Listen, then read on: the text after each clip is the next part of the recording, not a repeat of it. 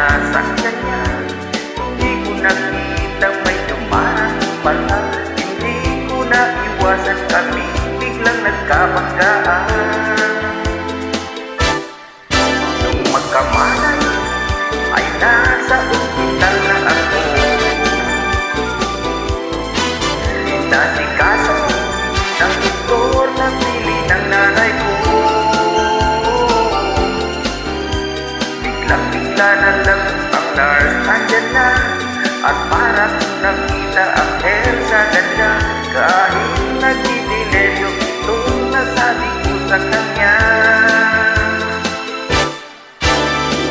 "Ale, nasa langit na ba ako? Mama, kayo po ba si San Pedro?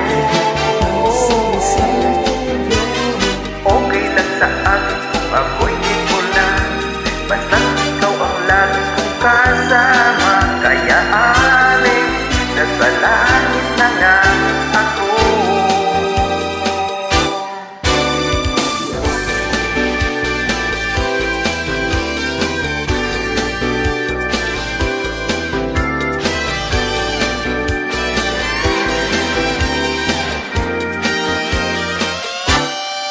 At paglabas ko, niyaya ko na siyang pagkasal.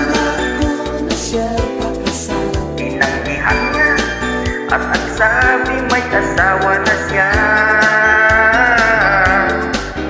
Dinamdam ko masyadong sinabi niya, hindi ko nakita hanggang ubos na. Ako ay nahulog sa semento, ulo ko'y naulo. Nang magkamalay ay naroon na naman ako.